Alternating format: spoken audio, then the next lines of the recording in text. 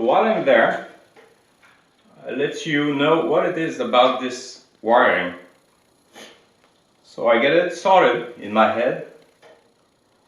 So actually, I've got a few connectors like this one that is done. Got this one. Did find out this is simply the front headlights. So this one is good. This one is for the ignition. And then I just throw some piece of wires going back to the transaxle behind because it was linked to the seat. So it just cut the ignition when you lift up from the seat. So it was just bypassed, and then there was bypass going from this wire going back to the transaxle at the back, going in front, and with some joints like this. So I just remove it. So basically I'm going to, let's plug it in there, like this. And this one is for the ignition. So that I just joined this one together. From this point, the other one that is, this is not the right connection. So actually it's coming back from the stator, let's say the alternator. And these wires are going back, the yellow one, into the regulator.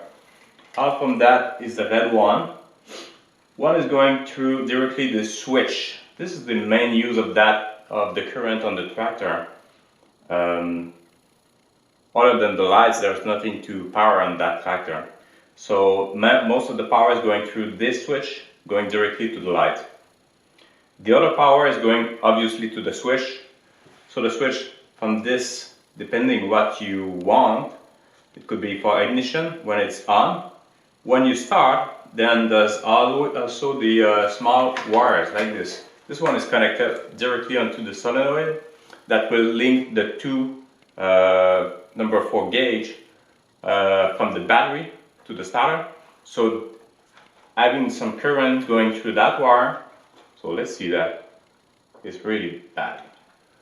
So this one we activate the solenoid switch and then we'll start the tractor itself. From there, then you have the this connector getting some current back and going through that amp meter and going back to the switch. So it could be reverse, I don't know exactly. So these wire all seems to be good. This one obviously need to be changed. So that's pretty much it about the basic of the oh, there's also some wires going through the hour meter. I will leave them right there. And this is for the lights, for 2 warnings. There's one warning is about the oil temperature here. So there's the sensor there, and there's the green wire going back to the this connector, and there's the gray one. So this gray one is connected to nothing. Actually, I did just find it like this, and it's pretty much dried out. This one is going on the side of the engine, and this is the oil pressure sensor. So I'm just going to replace those parts and just connect it back to the motor. And what those switches do actually is they are normally open as far as the temperature is low and the pressure is high. The switch is normally open. Open means there's no current going in. If temperature rise, then this switch goes closed. So that means the current going through that wire, that green wire like this, going to the light, and the light will just pop up. So I'm just going to link them like it was supposed to be. I might get some testing on this switch, just to make sure that it does work, because it's not a fail-safe switch. If it did fail, I couldn't know. So that would be good to see that or know that the oil temperature switch is working. As far as the pressure switch, I will be able to see it, because as soon as I turn on the switch on the tractor, there's no oil pressure, as far as I didn't start the engine. So I should see it coming on when I switch it to on, and then as soon as the engine is running, then the pressure is building, it should be turning off. So that's what I will do. So mainly I just rewire a few pieces of that. So there's a bunch of wire because there was a lot of safety first. Like here, there was a switch, I would guess, in between there and there to just confirm that it was about the brake. So this one, just make sure that when you start a tractor that the brake is on. It's all have been removed. There was a bunch of switches, and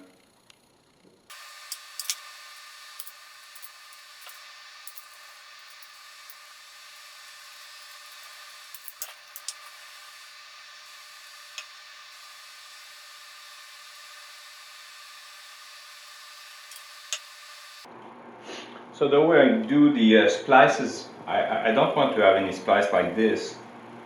These splices are really bulky, and then it's really good splices like this. They are welded, actually soldered, but actually it's the kind of thing that will stick out somewhere, somehow, somewhere. You never know. I'm just splitting these small wires like this, most evenly possible, and on this side too. I just slide in the heat shrink tubes. So that's the kind of thing I do often. I do all that stuff and then forget the shrink tubes. There's no way to put them back together. So I'm going to mesh them together like this. I'm going to take one side this way, the other side the other way, like this, like this. Now look, you can have a really seamless seam.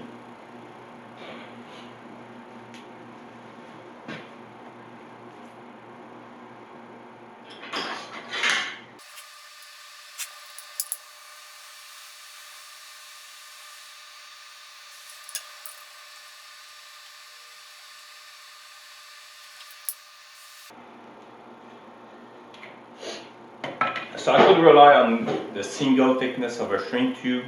I don't like this on such moving machine, and there's all metal parts around. It's only 12 volts, it's not going to jump anywhere, the current. It's not like 120 or 240, but even though there's a vibration, it's not like in a house. So that's why I put a second heat shrink tube over.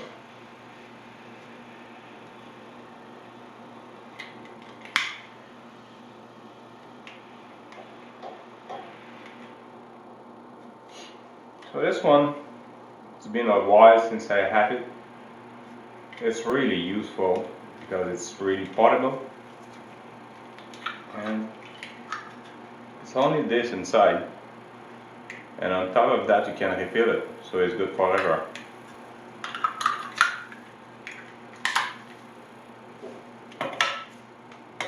So that was the ignition cable. So this one is going to go into the coil. Now I'm going to make this one. So I just have to make sure that it doesn't seem to have any polarity, but it does. Some chamfer cornings. So I just want to make sure that I don't mix them up.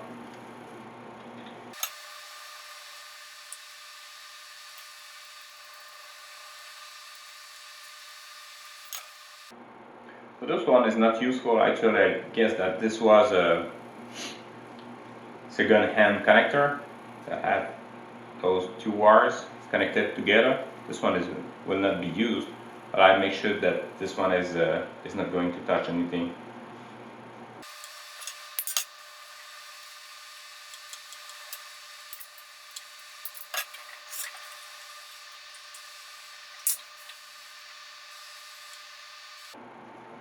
So if I was to make a junction like this on two wires, I don't make them the same length. I would just stagger the joints. So let's say this one is there, this one is there. So you don't have junction with junction that can rub together and then get some contact. But on this, I don't have any choice because The length of the wire is not that much long.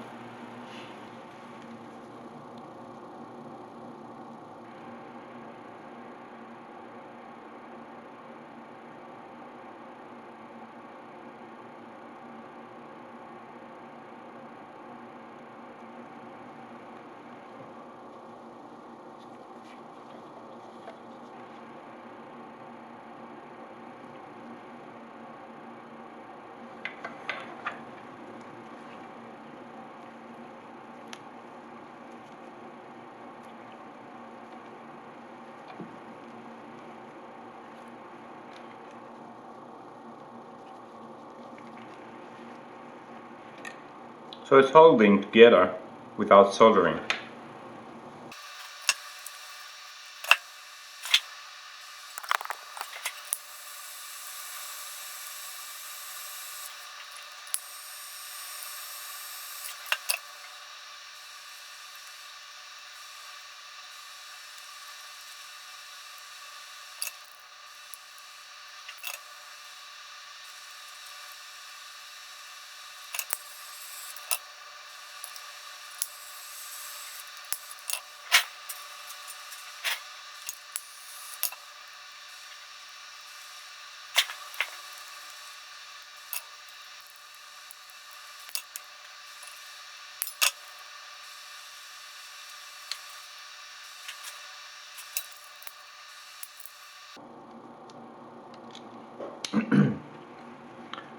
So when I skin a wire, I like to get a grab on the wire. Just make sure that it doesn't skin back this section.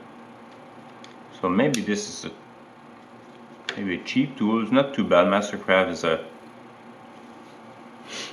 good brand, the best.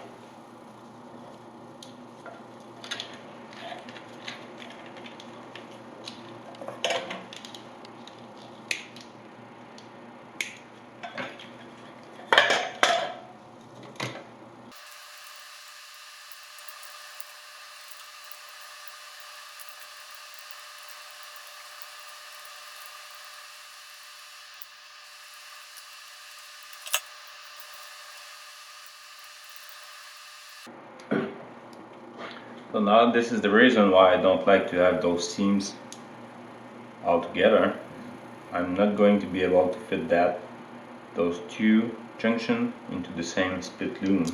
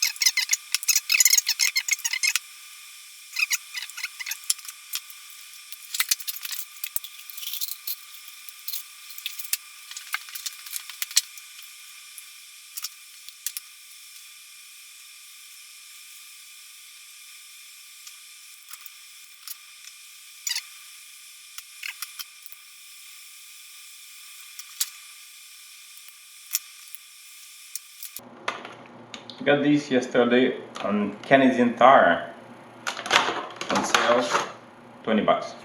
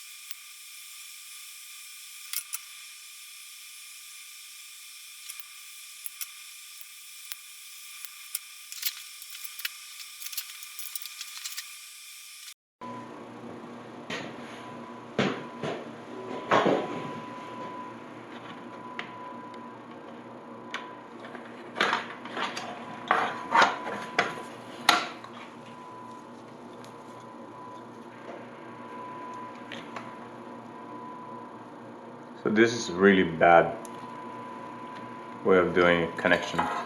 You can see there's most of the wires are just gone.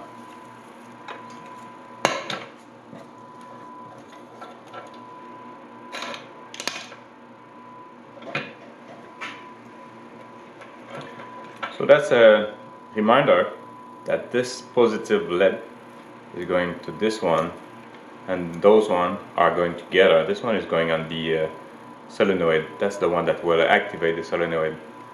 So as you can see, there's a pretty bad damage there, and it's going. So from the solenoid switch, this one will activate. I'm going to follow it.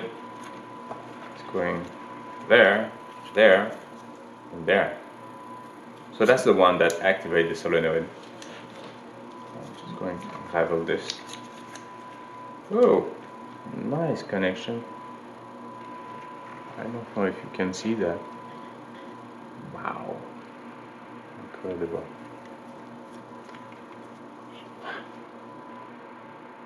So I guess this one was going down to a switch, some kind of a switch. That's why there was two female plugs.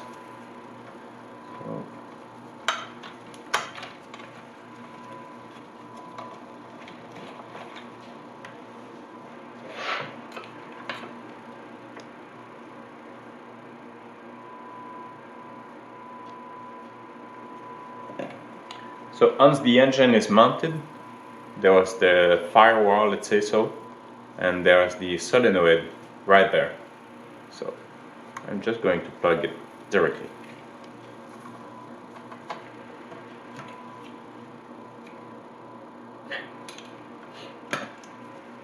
Good.